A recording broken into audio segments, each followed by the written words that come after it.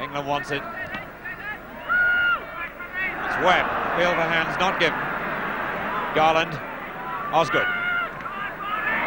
Making a lot of ground there was Hollins. Stones Pratt. Hudson to Hollins.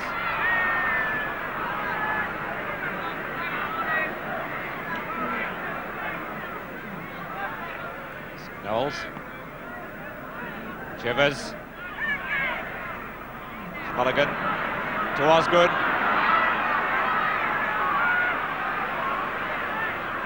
This is Hollins. Osgood had never stopped going. And he's got it in, and it's given. And Osgood's gesture was at the Spurs fans. And that's how Hollins now. Watch Osgood go through, and there's some pushing at this moment. You see him push Naylor. Jennings and Naylor collide, and Osgood takes remarkable advantage from that angle, but the goal does stand after 38 minutes. Certainly Osgood pushed the defender, but the defender may have been obstructing. 7 minutes to half-time. And then the final ball. Delivered just right to Hudson. And it wasn't a bad finishing effort.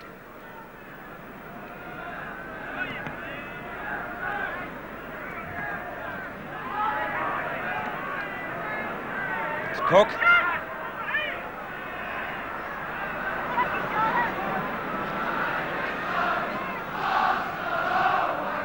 Webb risking that eye again, but it's Chivers now for Spurs. Webb still with him. Now Peters. This is Knowles. Look at the chasing David Webb's doing. Coates and Naylor. Young Terry Naylor, the scorer. A beautiful cross from Knowles. The goalkeeper couldn't get back across. Coates knocking it back, and Naylor unmarked.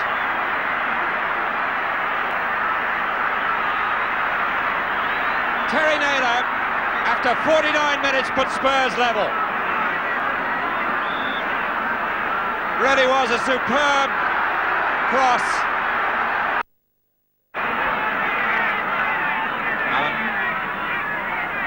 Ron Harris in the background there was urging the team on.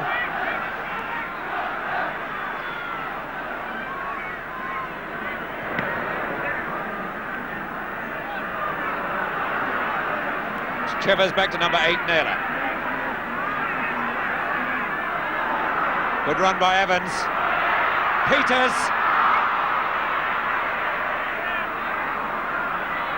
Pratt to Coates. Tottenham are really living now. Pratt. Chivers.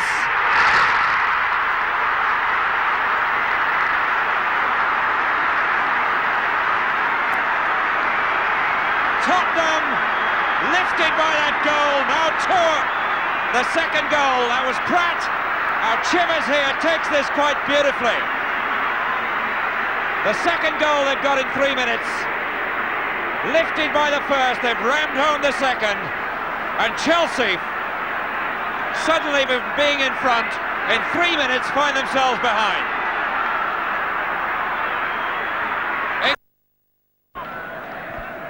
England. Now Garland for Chelsea. Hudson. That's for Osgood against England again, and England opted for giving away the corner.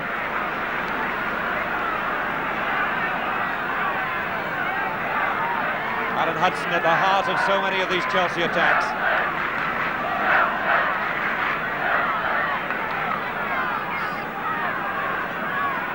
Houseman again to take it.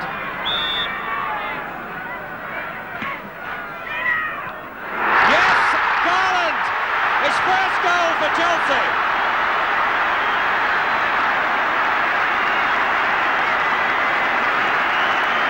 And what a header this was. Right through the crowd of players. Garland there just came away from the defence and got genuine power inside the near post.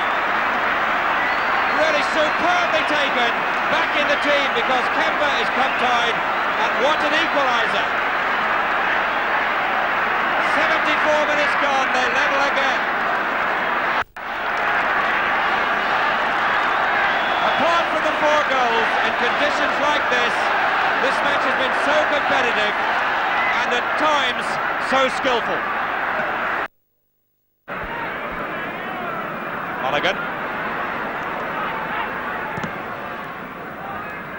Osgood.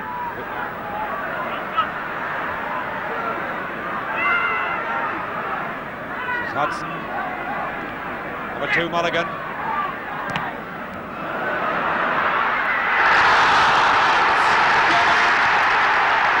penalty. No doubt about it. Naylor was worried then when the ball was beating him.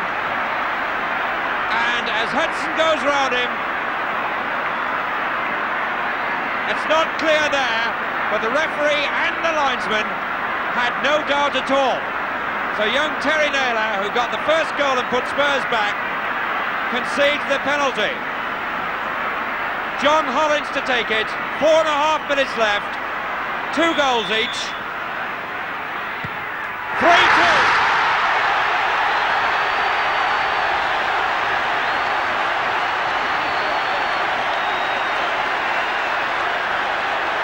Really hard struck, Jennings committed right. The ball, in fact, hit straight.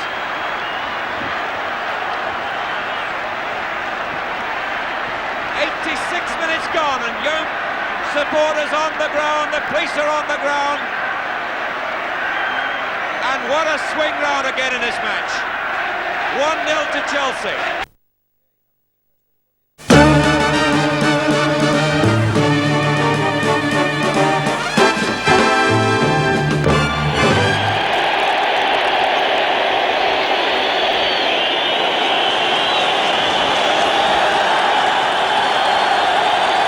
Welcome to the Football League Cup final, a match I'm sure you're going to enjoy because of the wonderfully fine competitive edge that it had to it right the way through.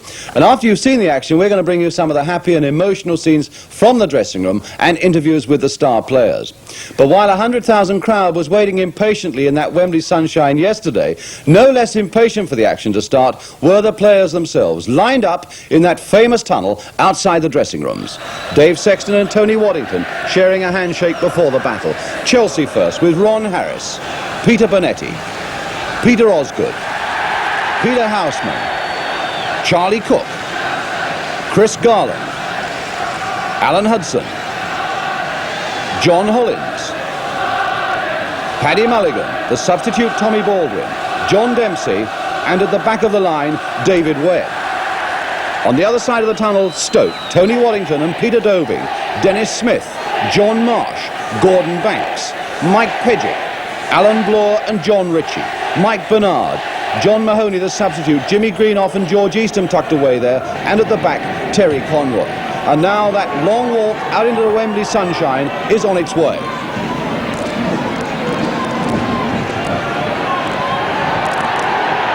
And now the Wembley crowd gets its first sight of the two teams for this 1972 League Cup final. On the right, Stoke City, and on the left, Chelsea. Dave Sexton, the manager. There's Mike Pedgick and George Eastham, the man who must have thought his perhaps football career at the highest level was over when he went to South Africa.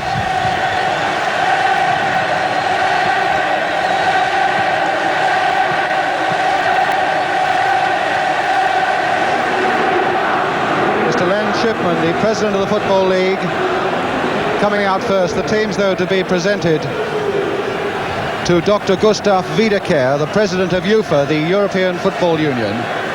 He comes from Switzerland. Gordon Banks, who knows Wembley so very well.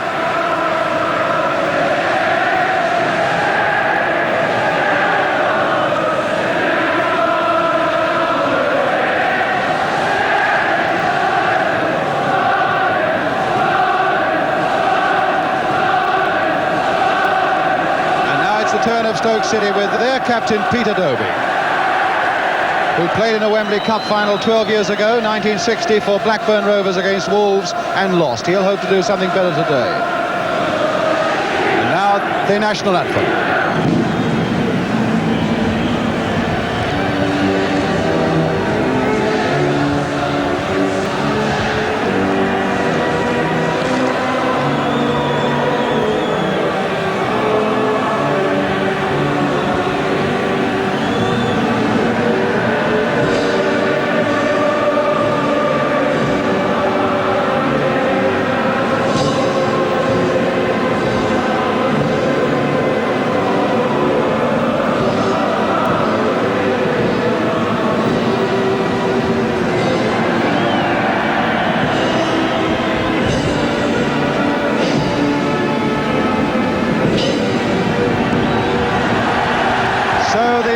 Tension will now begin to ease when the players can flex their muscles and begin their kick around. Certainly that's an environment they know better. Peter Osgood, who has never scored at Wembley, but could well be the man Stoke fear more than any other this afternoon. And George Eastham, I suppose any neutral in the stadium today, if there are any, must want something to happen for George Eastham this afternoon. Gordon Banks, the world's #1 goalkeeper, and not far behind him in English terms is Chelsea's Peter Bonetti.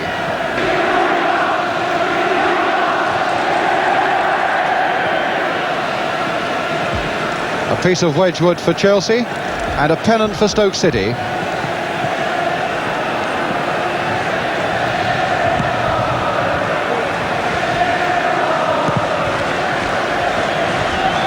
So Norman Burtonshaw from Great Yarmouth.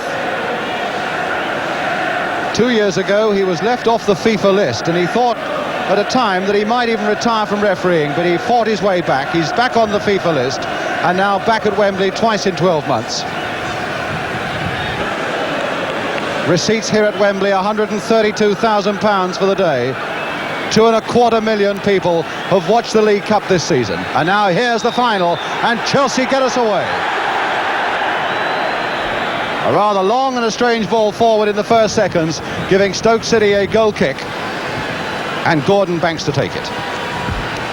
Alan Bloor, Garland chasing it, then leaving it for Hudson. A nice little shimmy by Alan Hudson for Chelsea. Mulligan, Osgood. Bloor tackling him hard, but Osgood still finding Hudson with it. Osgood, a lovely flick through there now for Hudson, looking to cross it low, and this time Dennis Smith, tall, tough defender for Stoke. And Pejic, Smith to Eastham, his first touch. Greenoff. And Eastham couldn't shake off Hudson, and so it's Chelsea again. Garland, nicely turned inside again for Hudson.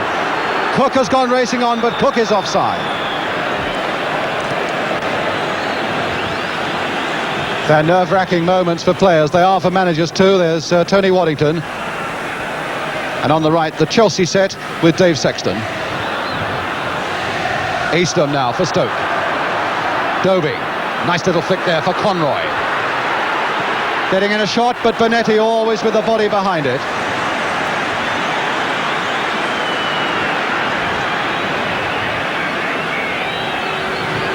Garland getting above Alan Bloor. Dobie, coolly wide there for Pejic. Dempsey and Houseman. But he couldn't keep it in, and it's Stoke City's throw.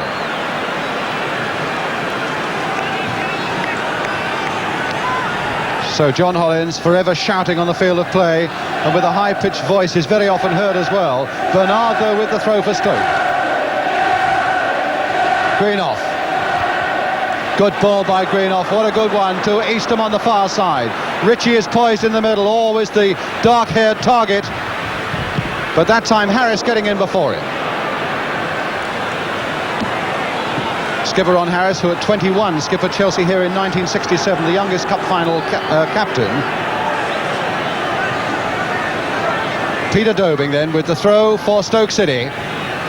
Smith is right up at the near post for Stoke, and Osgood had come back with him, and it was the fist of Bonetti. Turned in again, and now Greenoff looking for it, and Conroy! Terry Conroy!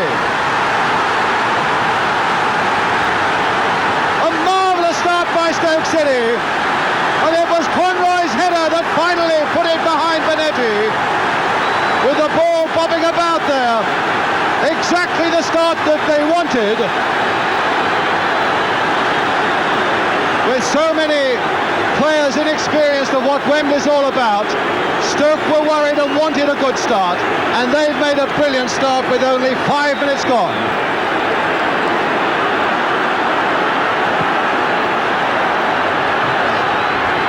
Well, that really is going to shake Chelsea up. They've got to shrug off those nagging doubts about their play after that cup defeat by Orient, and now, so early in the game, they are faced with a crisis.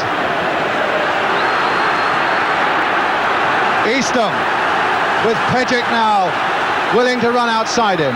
Ritchie. Garland, but running straight into Alan Bloor, but the whistle had gone. And nobody happier, although he doesn't look it in all honesty, Tony Waddington, and on the right of the picture the coach Alan Aycourt. Garland off, outnumbered, but can he shake off Bloor? Garland going on and pulled down. It must be a free kick for Chelsea, and the book is coming out. The book is coming out from Norman Burtonshaw, and it looks as though Bloor is going to get his name taken.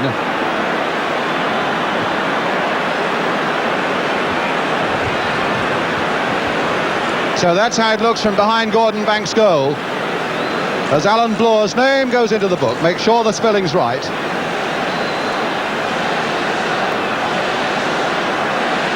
And really he did stop Garland, who was in great flight. The view of Banks, the wall's got to be back 10 yards. Hollins is a bit of an expert with this sort of free kick. And the four-men wall being forced back by Norman Burtonshaw to Hollins now, hitting one wide. Disappointed with himself, but and certainly Banks couldn't have had much of a sight of it.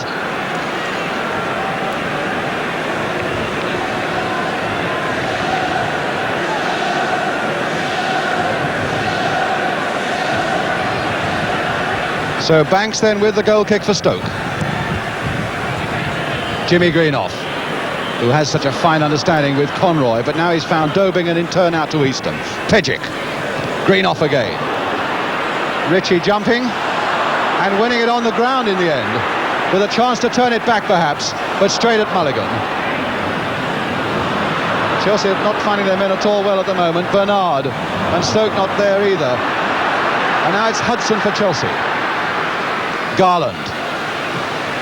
Nice reverse ball there into the path of Hollins, and turn now for Osgood, looking to get it at the right sort of angle, and now Harris to follow it up, playing it sensibly there to Houseman. Harris wanting it back and getting it back. Hollins going through that challenge by Bernard and hitting one, but it's wide again. The Stoke defence just a little strung out there. And Banks with another goal kick for them.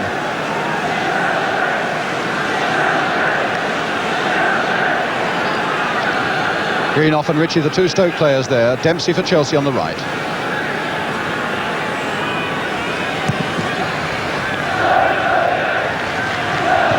Dempsey's header.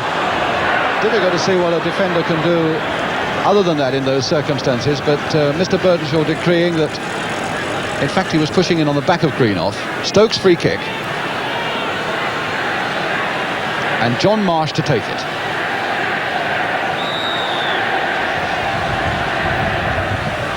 Towards Ritchie again, and Osgood was right back there, but Ritchie's going to get it on the ground once more, stopped by Mulligan. The long ball that looks for Garland. Cook.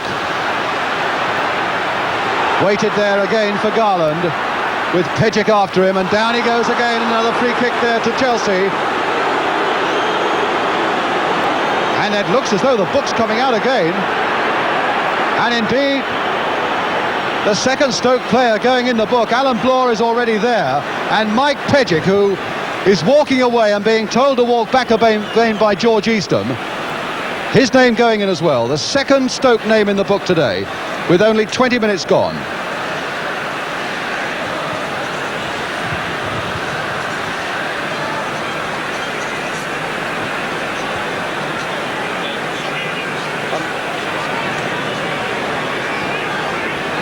So Garland all right again.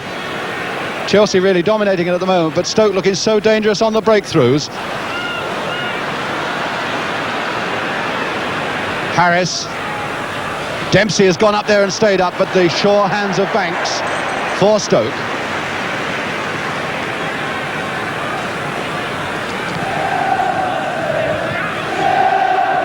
Webb. Big ally Dempsey. Cook winning it in the air as well. Garland now. Stopped by Greenoff.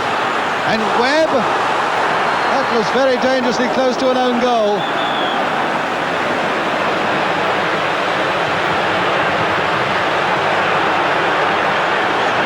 Hudson outside him in a lot of space.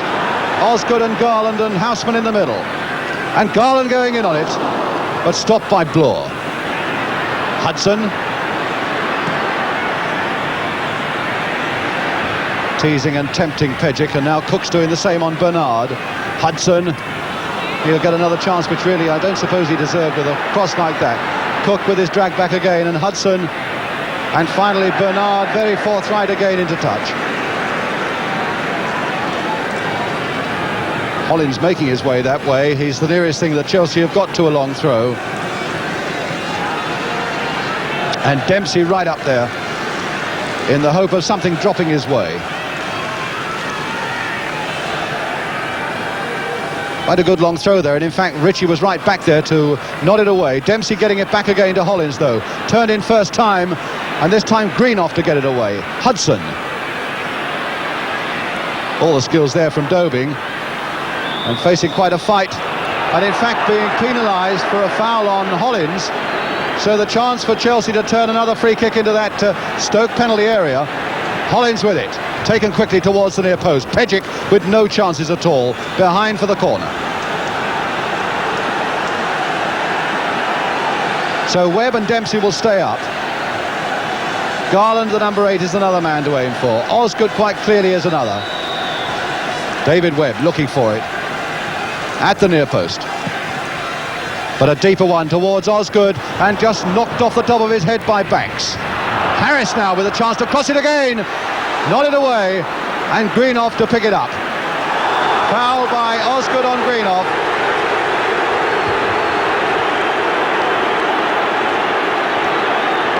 And one or two of the Stoke players there beginning to mix it a little bit with Osgood. Conroy being stopped by Harris.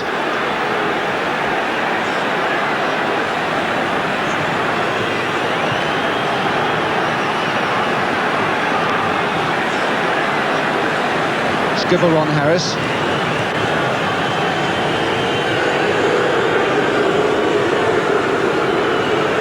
And Greenoff looks as though his shoulder is in a fair bit of trouble.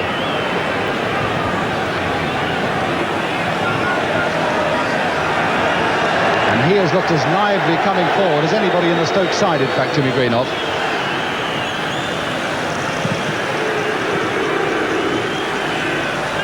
Dempsey spotting it, going for it, never taking his eye off it. Hudson. Cook now for Chelsea. Mulligan once more, a full-back who loves to attack. Always willing on the overlap. And going well there for Chelsea, but he couldn't quite get it across because Pejic was right back with him. But it's Chelsea's corner. And Mulligan injured off the field, which in theory I suppose means that the trainer can go straight to him, but the game should not be held up.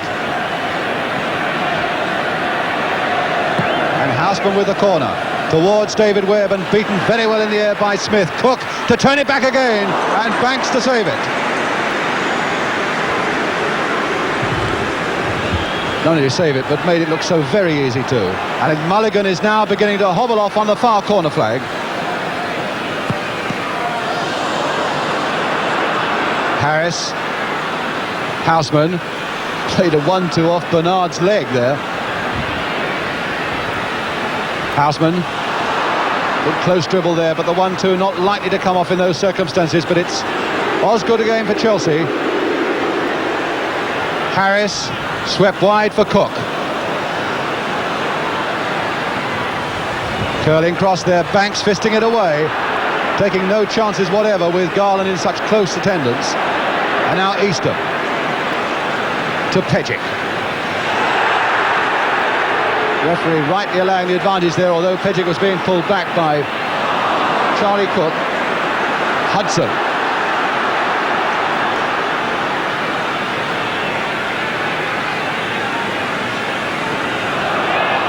Chelsea's throw. Paddy Mulligan, he's hobbled round there in front of the Royal box. Webb.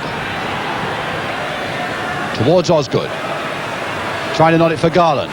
Garland getting the shot in. A beautiful piece of goalkeeping by Banks. Had so little time to see it, but got down in a flash from Garland. Marsh, as we go into the last minute of the first half, and Greenough feeling that shoulder again. In fact, on his haunches. Certainly need a lot of treatment, I would have thought, at half-time, which is shortly to come up, with Stoke leading by a goal to nil. Dobing trying to shake off Hudson, and Hudson shook him off fairly, says the referee. Cook. And Cook getting past Bernard as well, and still he goes on. Bernard coming back for some more, and still Cook goes on. And finally the kicking got a little too furious, and Bloor is penalised, and Chelsea get the free kick. But a very good run, a very brave run by Charlie Cook. He stumbled and he stumbled, but he kept possession and he kept going.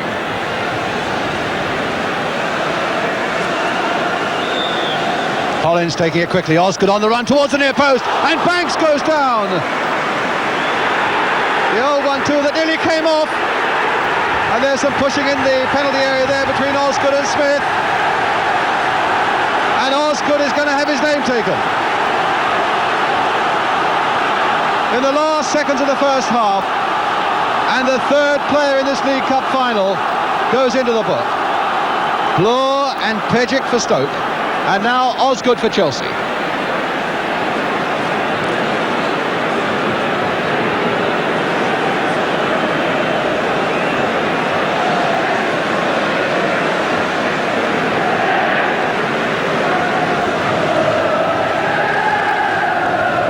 So it looks as though he's going to be all right again, Dennis Smith, the man who's broken his leg 4 times in his playing career since a schoolboy. He's broken his nose twice as well. He's had a cartilage out, he's broken toes, he's broken a hand. And now Banks with a kick.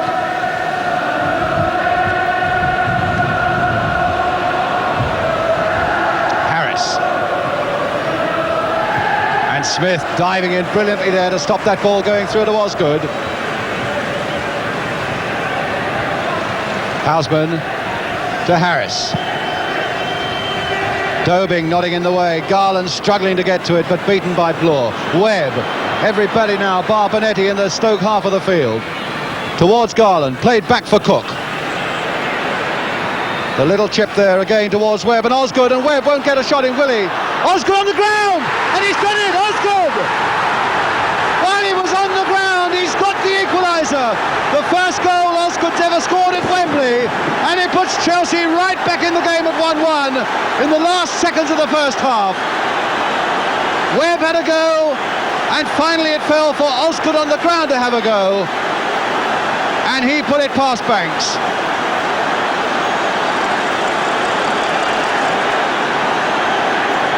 So Banks, who'd made 3 brilliant saves in this first half, Chelsea had far more of it territorially. Banks 3 fine saves to keep Stoke's lead until the dying seconds of this first half. Harris, Houseman and Hudson. Greenoff. And that really will open it up now as Conroy takes it on for Stoke. To Greenoff. Ritchie at the far side. Bonetti's got to catch it, and he does.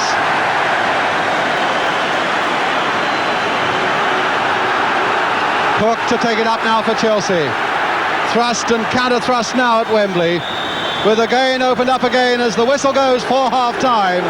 Goals by Terry Conroy after only 5 minutes, putting Stoke ahead. And that dramatic equaliser in the last seconds of the first half by Peter Osgood, his 29th goal of the season, making it 1-1 for Chelsea. Dave Sexton going off very relieved, the Chelsea manager, I would think.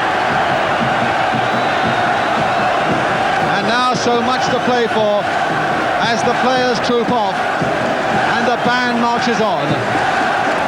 So the half-time score in this 1972 League Cup final is Chelsea 1, Stoke City 1, and we'll be back with you.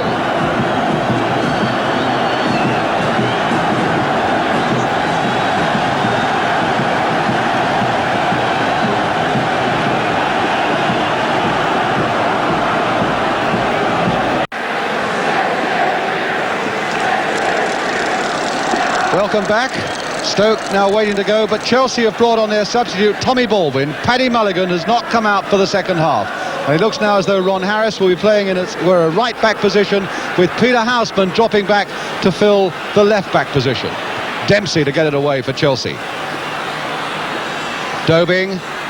I know there's certainly a school of thought down Stamford Bridge Way that when his forward playing days are over, Houseman could well turn in towards a full-back. But now it's Conroy with Houseman and Hollins facing him, but he finds Easton. Dempsey. And that'll come for Bernard to hit one, but hopelessly wide.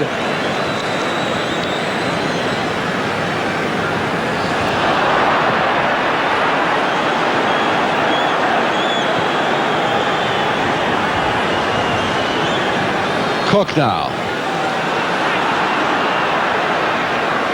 Trying to dummy Dobing and beating Dobing and Easton almost in a yard.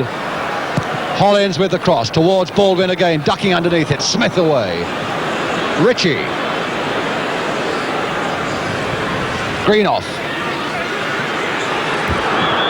Nearly came off, and it must have been a handball by David Webb, because the free kick has gone to Stoke.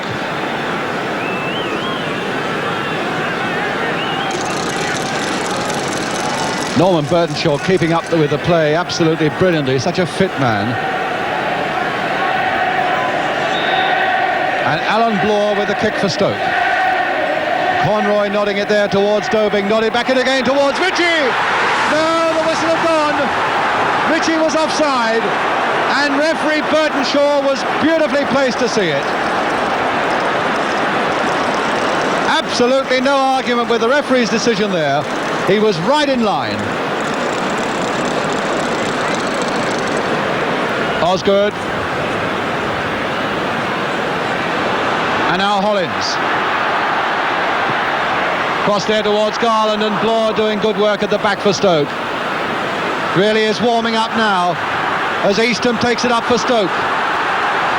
With the Midland cries from behind that Chelsea goal. Conroy. Dobing and Marsh. The dark head of Ritchie is the one to aim for again in the middle, and he's going for it. Bonetti. Cook now. Oh, he sold a beautiful dummy there on Easton. And now Hudson. And now Cook. And now Baldwin. And a corner. But a lovely flowing move again by Chelsea. Cook at the heart of it, Baldwin almost at the end of it. Hudson playing his part as well.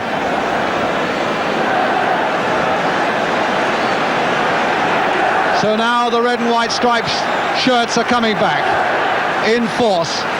Garland up there at the near post. Dempsey too, Cook with the corner. Dempsey's header and over.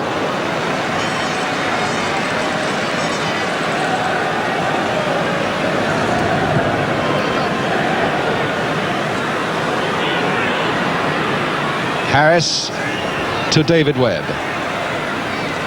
And now for Hudson. A lot of confidence there in that little bit of play by Hudson. It looks as though he might be running into trouble towards his own goal. Houseman a long one forward. Hollins. Turned in again, but Dennis Smith there for Stoke. Oh, Garland beating him, and beating him well. Oh, a lot of good skill there by Garland, and it won't come across though for Baldwin, because Alan Bloor is there for Stoke.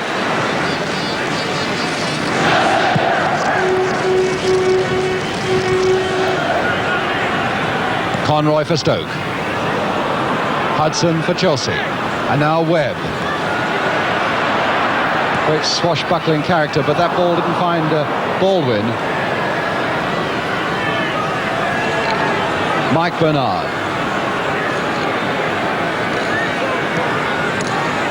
Greenough. And now Marsh. Dobing. Swept wide there for Terry Conroy. Richards awaiting to pounce now. Conroy going past Webb. A delicate chip there, a deep one towards Richie. Nodded down again.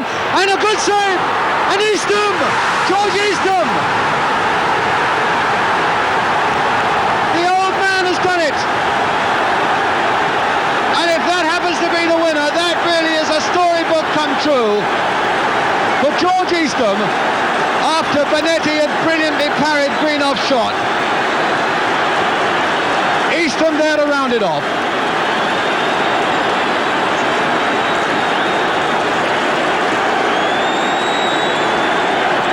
So the Stoke fans are delighted with that. And the neutrals too, I would think, that George Eastham, the man whose career seemed to be over when he started last summer in South Africa, but with the new referees revolution, Tony Waddington said, it's the climate for you to come back and play again, George. And Eastham has had a brilliant season and now has put Stoke 2-1 ahead. Slight delay at the start again because John Marsh, the number 2, was looking for a bit of treatment off the field. But now Chelsea, a goal down again, have got to bring out all their famous cup fighting spirit once more. Marsh to nod it away.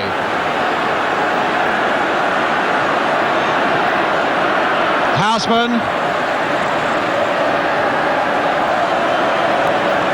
And Chelsea's throw.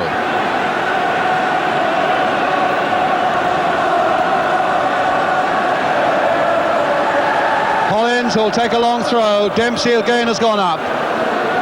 Webb is making a late run, or a late jog rather, towards that Stoke penalty area. Banks with his fist. Harris to look to try and get away in there. Dempsey with a chance. Back across the goal. Cook.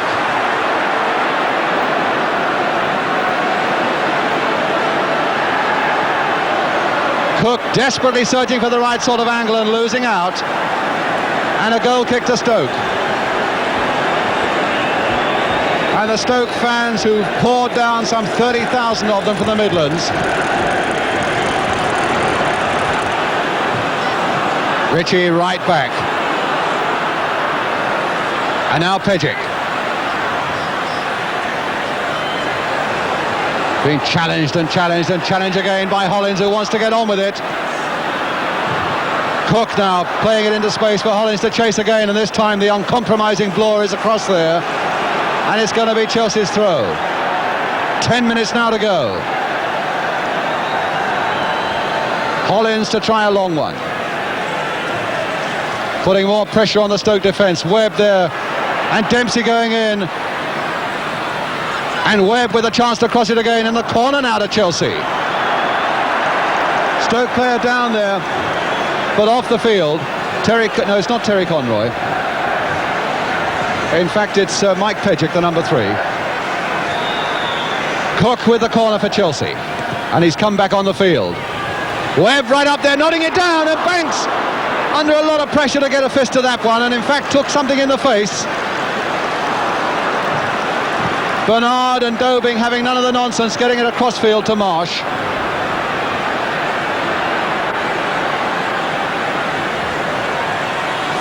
Conroy laid off nicely for Eastham. Still those legs are pumping. Turned in now for Greenoff. Eastham again. And Conroy well offside.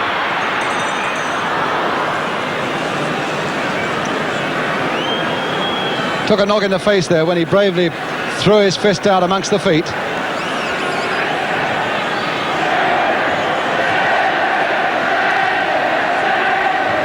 Cook.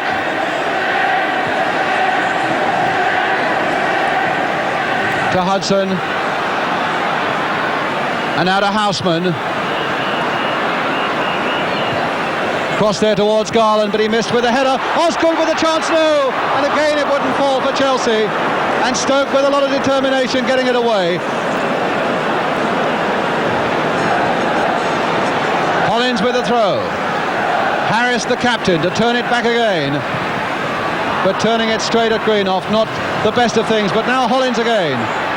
Hudson hitting it either against Cook or Ritchie. Houseman turning it in again. Cook. Practically every Stoke player is back. Houseman. A little chip across again, and the number 12 Baldwin.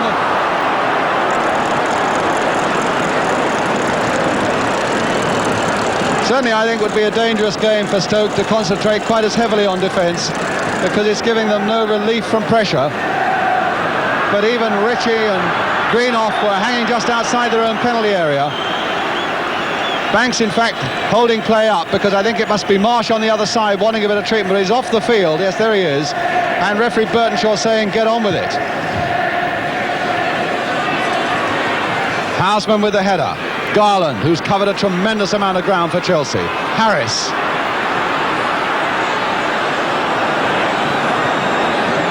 Dempsey. To Hudson. Garland nodding it back in again. Webb, who's gone right up to join the Chelsea attack now. Hollins fighting for every ball. Cook, yes, keeping it in. The cross again, Baldwin jumping over it, and the corner for Chelsea. All the pressure now on Stoke, but Stoke defending grimly all the way. Just look at those players now ringed in that Stoke penalty area or just outside it.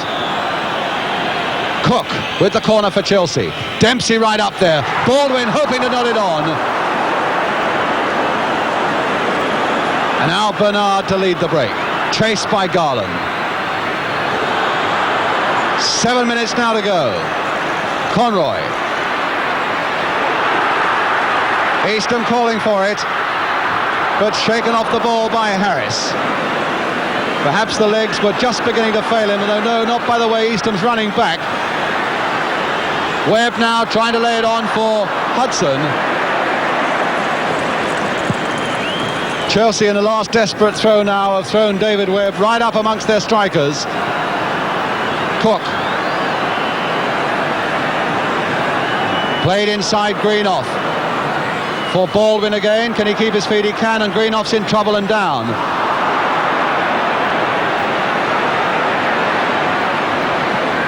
Played there for Hudson. And now for Baldwin. Jockeying there the Chelsea players to get a chance to get ahead to that ball. But it was John Marsh who nodded it behind for the corner, and Greenoff looks to be in trouble. Is it his shoulder? It looks as though it is. Injured in the first half.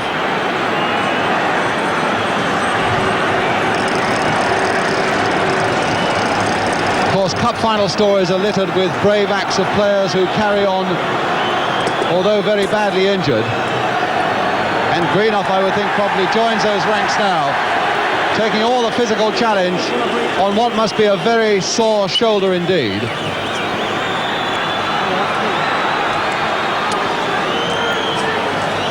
But now Stoke, some 5 minutes away. Cook now waiting to take the corner, because Stoke want to bring on John Mahoney, their substitute. So Mahoney is on, and Greenoff at last going off. And I would think to a tremendous reception from the Stoke supporters. And Cook now with the corner. Osgood at the far side, getting a hit to it, and a wonderful save again by Banks. Getting behind it and holding it.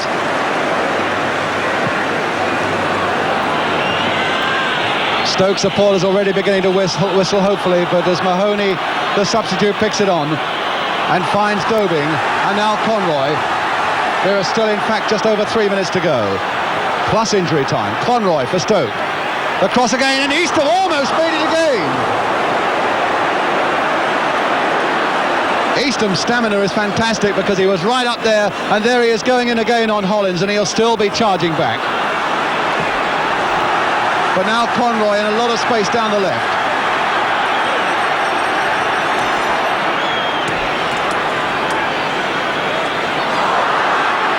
Well, he's outstripped Harris there. The cross again, but fortunately for Chelsea, Dempsey was back. But the corner that's going to consume some more precious seconds for Chelsea. The corner to Stoke.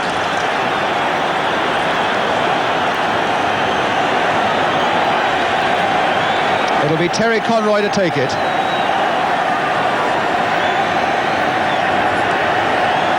Two and a half minutes to go. Conroy with the corner for Stoke. And Ritchie at the far side, nodded off by Houseman. Bernard. And now Cook. Thought about playing it back to Bonetti, but then thought the more positive pass was the one that was on. Hollins to Baldwin. I bet he's been looking at his watch once or twice, Dave Sexton, knowing that the time is quickly running out for Chelsea now. Well, it certainly looked just at half-time when Chelsea had scored that equaliser as though the pendulum might swing their way. And there's Garland now going in, and Banks saving it. Tremendous challenge by Banks, a dreadful back pass by Bernard, and Garland stretched out.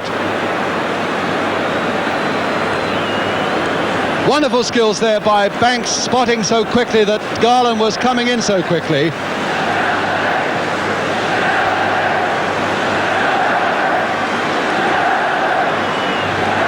There's nobody more relieved. I wonder what Terry Conroy would have said if that shot from Garland had gone in. Nobody more relieved than big Mike Bernard, the number 4. That really would have been a cup winner's medal thrown away.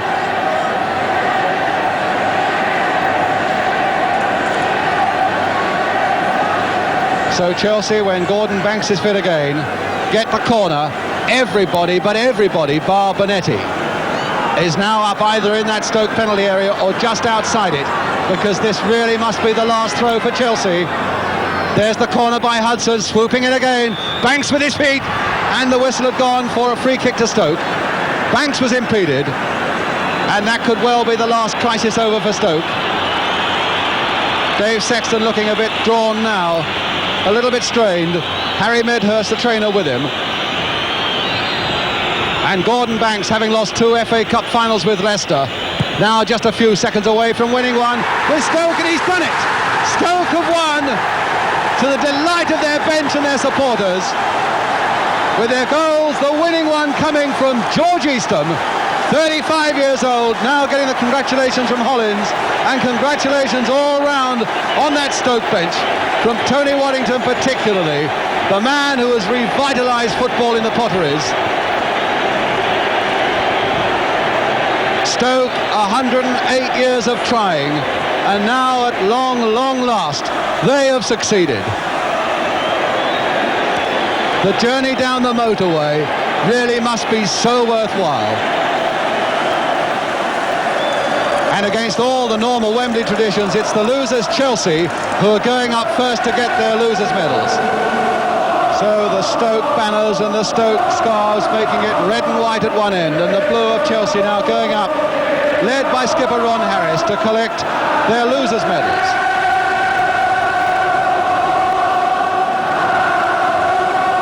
They won the FA Cup 2 years ago, the Cup Winners' Cup last year.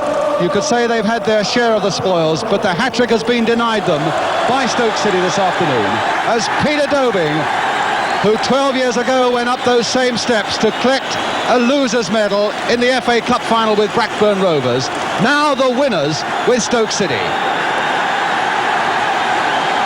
A great old campaigner and a worthy prize towards the end of a great career.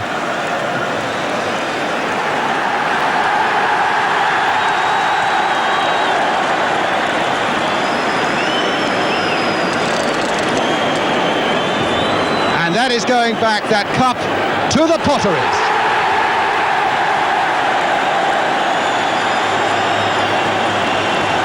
The rest of the players getting their medals from Dr. Gustav Wiederkehr, the president of the European Football Association.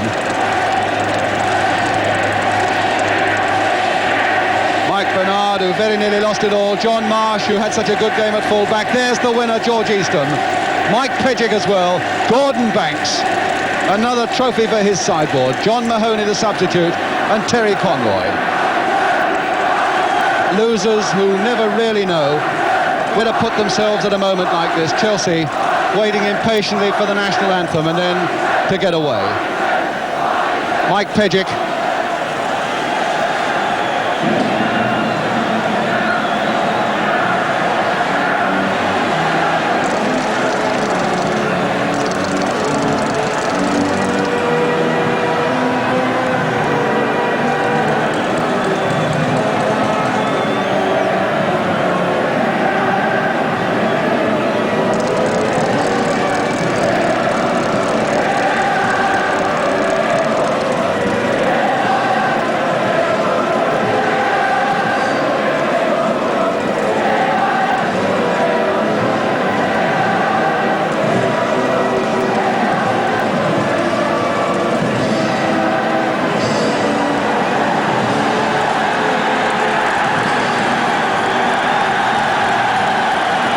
And now we shall begin the laps of honours, although Chelsea are going off without the lap of honour. Always the saddest side that there has to be a loser. And today those losers are Chelsea.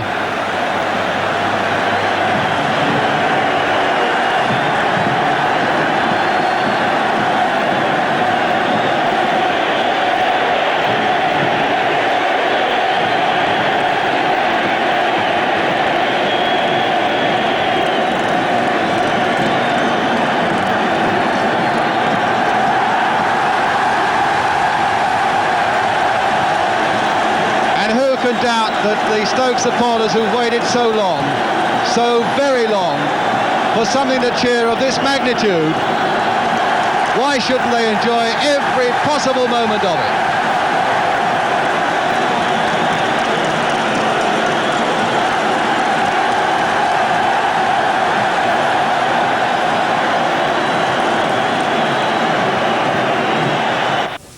So the Stoke players applauding their own supporters who really had supported them magnificently. And after all, it was a glorious victory. And when they'd savoured every moment of it on the field, we went with them to the dressing room. And Jimmy Hill first of all spoke to the Stoke manager, Tony Waddington, about the long, long wait his club had had for such a triumph. Well, Tony, you brought an honour to Stoke for 108 years. After 108 years, did you feel at any time in the game it wasn't on? Oh, I thought it wasn't on before the game, after the game, during the game and so on. Until the game was over, you know, Jim, that you've got to take it all the time and hope that things work out. But when you just said this thing about 100 and odd years, the oldest cliche in the game is it's a funny game, as you well know. But I think that it's almost become a fact that Stoke City haven't won anything in over 100 years, has nearly knocked even that one in the hat. What I hope will not happen from now on is that people will turn around and say, well, Stoke have only won the League Cup in 100 and odd years. Let's forget about 100 and odd years. I'm not that old, I hope. As far as we're concerned, it's a great day for us. I think it's a great day for football too, Jim, in lots of ways, because as an example, Mr. Mears has just come in and congratulated me, and what he said was, I think, sums it all up. He said, congratulations, Tony, it couldn't happen to a nicer club. And I think that's very important, because we have a relationship with a lot of people in the game, with nearly everybody in the game, and I think what's happened today is good for football as well as good for Stoke City. Then on into the Bath, where I had a word with the man who scored the first goal of the game, Terry Conroy. What was his reaction? Fabulous, Brian. It's unbelievable. It's proved a lot of people wrong as well. So we're glad about that. Tell us about your goal. Well, actually, I think it was Jimmy Greenough shot for goal, Brian, and it was deflected by David Webb, I think, onto my head. I just happened to stick my head out and went in. You know, and Peter Bonetti was way out of position, but, you know, I wouldn't blame him in any way. Did you think it was going to go against you when Chelsea got that goal at a vital time just before half-time? Obviously, as I said, they got a goal. Psychologically, it was a great moment for them, you know, just before half-time. And the second half, they came out, and they had their backs, you know, we had our backs to the wall, but we overcame the early pressure and then started to play our normal game. And then, of course, George Eastham had his say. Terry, as a bloke who plays a bit in midfield yourself, what do you think of George Eastham? Well, today he showed it. He never stopped running, Brian, did he? Fantastic for a man of 45, isn't he? He tells everybody he's 35, but really he's 45. But obviously, you know, he's a very greedy devil, Brian, because he wanted to score today to steal all the glory from the rest of us. So he's proved his point. But you're going to have fun tonight? Oh, obviously, and tomorrow, and Monday, and Tuesday. Which takes us to the man of dubious age, hero of the day, George Eastham, with him Jimmy Hill. Well, George, you've woken up today to fantastic headlines. Did you ever think that your moment of glory in the big time had gone forever? Well, I suppose it, you know, everybody thought it had. I certainly did. I thought last year when we were going so well and I had to go away to South Africa and they got to the semi-final, 2-up in the semi-final. I was listening to it on the radio, actually. Yeah. I couldn't see them getting beaten, and I thought, God, they're at Wembley and I'm left behind, 6,000 miles away. And you wouldn't have played last year? I couldn't have played, no, I couldn't have gotten back. It was impossible. When Tony Waddington brought you back, did you think then that he was doing it just as a bit of a stopgap because he was short of players, or did you think there was half a chance maybe of achieving that one great success? I never really thought, no. I came back because I wanted to play football and play for Stoke City. I'm pleased that we can sort of go to a final and do something for the club. It's tremendous for them. Yeah. A marvellous thing. You shared the honours a bit with Gordon Banks, but before we look at Gordon Banks, I want to show you for the first time the goal that you scored yesterday, the winning goal, grabbing all the glory. Look at it and enjoy it now, and if you can explain how it came about, we'd be most grateful. It's Terry Conroy now. He's gone into David Webb and takes him on the outside, gets a left-footed crossover to John Ritchie way on the far side, into Jimmy Greenough, who gets a volley. He's tremendous at these shots, kept it low. A marvellous save off Peter Bernetti. Peter Dobin was getting him away there. I told him to get the hell out of it. Stuck it over him, and Peter had dived and I put it over Peter. I can see that when you finish as a footballer, there's a danger of taking over Brian's job as a commentator there. What about Gordon Banks? It was a fantastic performance from him too, who shared the honours, never played better. Well, I'm a bit prejudiced really, because he's my best mate. We room together, and I'm a bit disappointed in him actually, because he said he was going to keep a clean sheet, and to let one in, you know, I'm a bit disappointed in him, but he's a tremendous goalkeeper. Nobody can take that away from him. He's the world's best. Well, here's 4 saves which I think prove that he's the world's best. That one low down there from Chris Garland to the right, and now 2 coming up from Osgood. This is his best one, I think. He got hold of that marvellously. Got low. It comes off very fast at Wembley, and to get his body behind it in such a short time. Yeah. Here's the powerful header there. Excellent save. Diving out into a crowd of bodies. Oh, yeah. Courage. And this is the best through ball of the game from Mickey Bernard. And Gordon's off his line now. You won't see him. Here he comes, and he's really into the direction of the ball. Wonderful save. Courageous. He's got so much courage. It's not true. Well, a wonderful performance from Gordon Banks there, but Chelsea fans last night were feeling their team were a bit unlucky. Do you think that? No such thing as unlucky teams, but you've got to feel sorry for such players as Hollins, Garland and Hudson, who played tremendously well, played a big part in this game. Yeah. And, you know, to lose, it's most unfortunate. Well, it takes 2 teams to make an outstanding final, and I think both teams deserve credit for that, but I don't think anybody in the country would deny George Eastham or Stoke City their moment of glory. Well done. Thank you very much, Jim. Well, we hope you've enjoyed ITV's presentation of another great Football League Cup final, and while we commiserate with all Chelsea fans, let's say again, well done Stoke, and leave you, in fact, with a musical goodbye from the Stoke players.